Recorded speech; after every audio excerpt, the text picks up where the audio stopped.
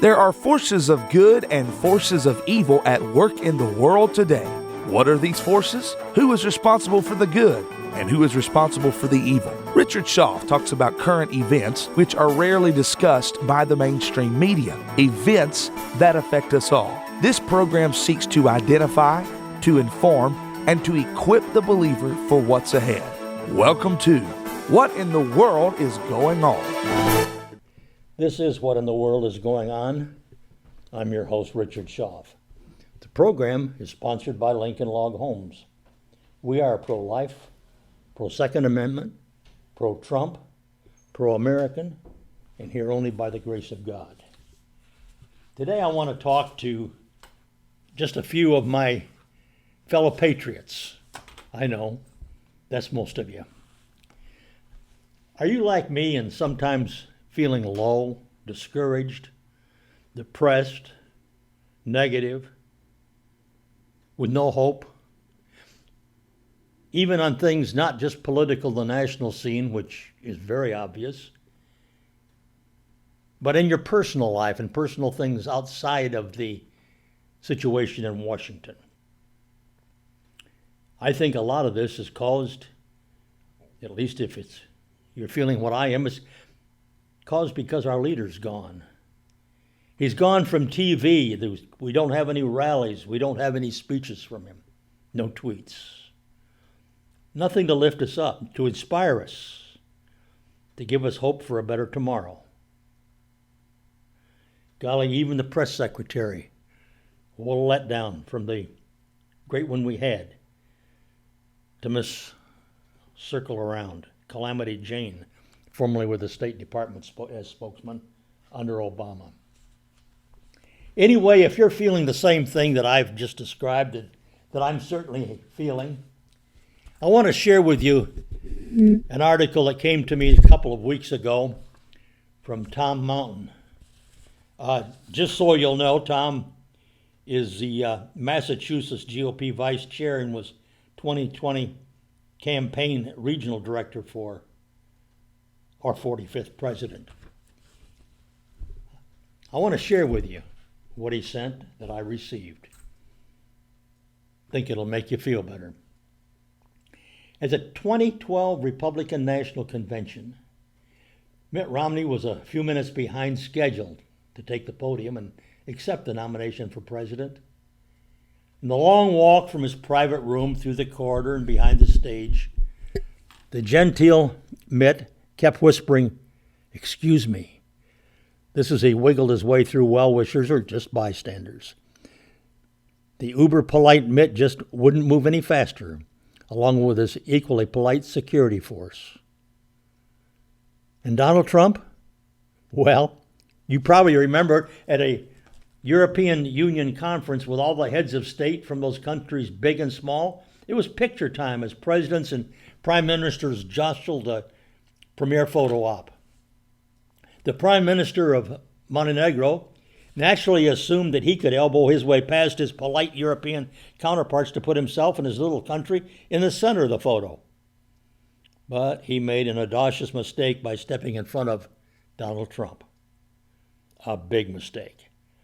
The president, if you'll recall, almost physically thrust the unsuspecting prime minister aside and put himself in the United States right in the front, right in the center, right where he belonged. No one, least of all Mr. Montenegro, dared to say a word. After all, this was more than just the president of the United States. This was the bold, brash Donald Trump. Getting his way and he'll steamroll you. Donald J. Trump, a celebrity titan splashed across the tabloids and dishing it out on Entertainment Tonight long before his presidency. A Teddy Roosevelt minus the spectacles. A Ronald Reagan with an attitude. A president who quite frankly looked more badass than his Secret Service detail. Trump returned the bully pulpit to the Oval Office and made it cool again. Pajama Boy was out. Marlboro Man was back. Like JFK, President Trump was a quintessential man's man. Men wanted to be like him. Women wanted to be near him. He dressed to the nines and sported a profile as defiant and haughty as Churchill's. He married a supermodel because, well, he could. With looks and glamours that the press tried their best to ignore, Melania reigned as the most glamorous first lady since Jackie Kennedy, or maybe ever. And his children, smart, attractive, friendly, with a loyalty to their father that would be the envy of any parent. A fixture at the Trump rallies and on the talk shows. Eric, Ivanka, Donald Jr., they all became a part of our lives too, in large part because they were so likable and always at their father's side through thick and thin. With Trump, there was never any playing for the camera. Reagan had turned that into an art form. What you saw was what you got with Trump, in private or public. He was nobody's creation but his own. His take charge, no-nonsense confidence was catchy and resonated with just about every demographic in the country, minus the liberal one. But he didn't care when the mainstream media make him the nightly pinata, and we didn't care either. He dispensed with the American exceptionalism is like Greek exceptionalism, a la Obama. Under Trump, America was exceptional, number one, and he made the world take notice. He neutered North Korea, cowed Iran, drew a line that China and Russia dared not cross. He wowed crowds in India, charmed the Queen of England, played the art of the deal with Canada and Mexico. He even earned grudgingly admiration from the usual snooty French. More important than the world stage is what President Trump brought to the rest of us. And that, folks, is what I'm talking about with you today.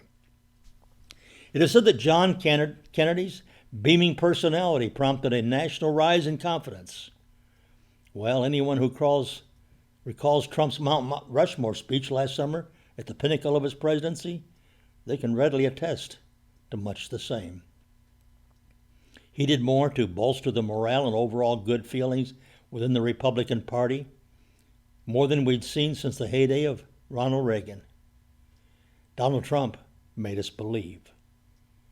Those lucky enough to have been president in the 2016 convention during his magnificent speech left with little doubt that he was going to win that fall. After listening to that speech, how could we not? Victory was assured. It certainly was. Then it happened, for real. His victory, our victory. It shocked the media and their liberal lemmings. But not us, we knew.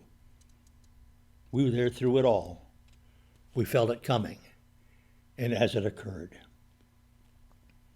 As with the confidence and swagger of our president, we swaggered a bit too.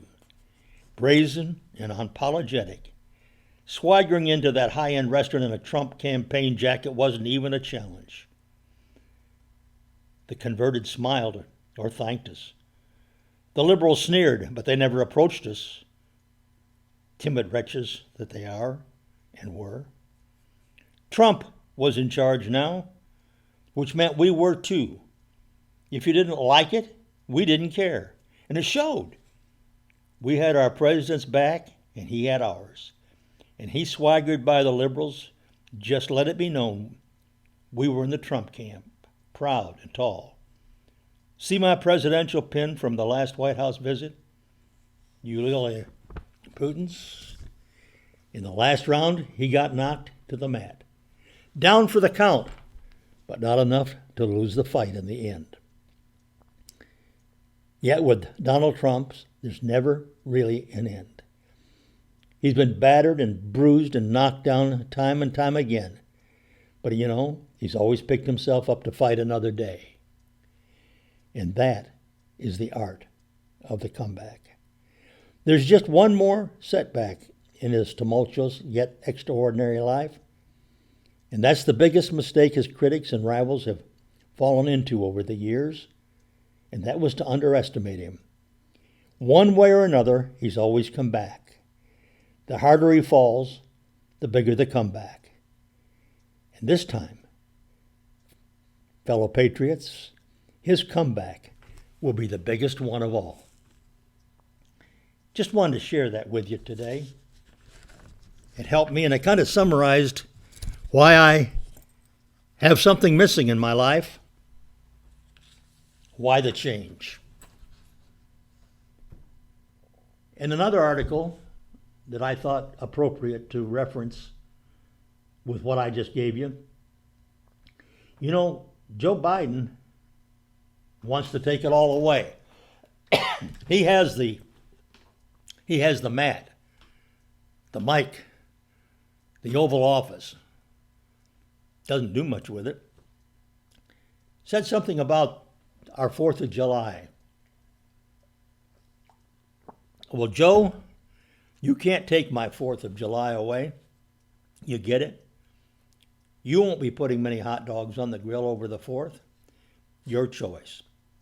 But a lot of people intend to party hardy, and no permission from you is requested. In his COVID-19 anniversary address, President Joe Biden gave us that patronizing bit about the 4th of July holiday. We were told there's a good chance that small groups might get together for a cookout if we all do our part in adhering to his own gloom and doom about the epidemic now quickly fading.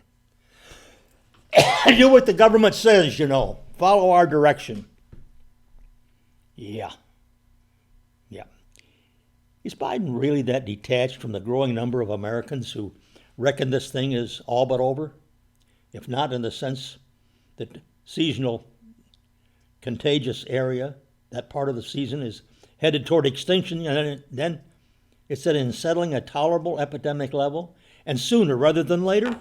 Well, the 4th is more than 3 months off. The spirit of crisis tires. Headline panic grows old. Ever less heed is paid to government dictates that have evolved from the cautious to the inscrutable. What are the cops going to do if youthful protesters, barefaced as they were a little while back at Target, down in Florida, they started dancing through what if they start dancing through the other big box stores while whooping it up? Take off your mask and breathe. How are they going to handle it? We saw it in Florida. Gloom and doom. That's the enduring message from the Biden White House from day one. Biden forecast a protracted winter of misery when we would need his long labors to check the momentum of the virus. Actually, less than a month after he moved into the office, through misery, there had been the daily death tolls were already coming off their winter highs. Maybe he'll know he's out of sync with the nation if not only more red state but blue states follow Florida and Texas and Montana and Mississippi, those that are opening for business and freeing people to manage their own risks. How many times can he spit Nathaniel at governors who defy him? The repetition will make himself seem more dour, to say nothing of confounding the platitudes about national unity. Gloom and doom. Biden complained that the Trump administration Operation Warp Speed had botched the start of the vaccine rollout. It was he who would get daily distribution up to 1 million doses. Actually, distribution surpassed that level on Inauguration Day, and scores of millions of people in this country, now arguably even a number approaching half the population, already had some degree of immunity, bought at the cost of infection.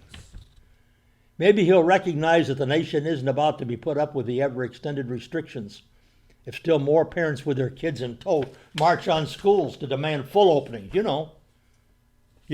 full, like kids in the classroom 5 days a week, like without nagging to maintain 6 feet distance.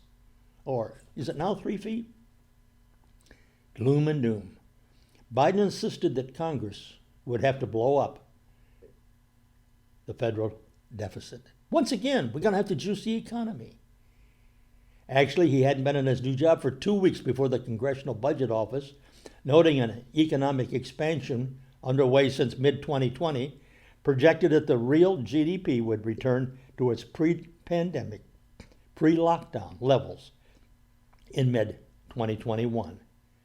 Yeah, And we wouldn't even need the $1.9 trillion progressive wish list for a bill he had just signed. And now, folks, I see where he's about to give us one for $3 trillion. Maybe he'll understand he should lighten up. Well, what could encourage him to do that? That recall movement, it's gaining force, not only against a hard lockdown governor out in California, but others, including the Emmy winner in New York. Well, which is diving fastest? The COVID toll, the unemployment rate, or Andrew Cuomo's political prospects? Joe, normal, beckons. Old, normal. Come on, man. Toss more dogs on your grill. And that's where we're at today. But I encourage you to have hope. I encourage you to look for it tomorrow. I encourage you to continue holding our 45th president up in prayer. Let's look forward to that day when he will return. God bless until next week.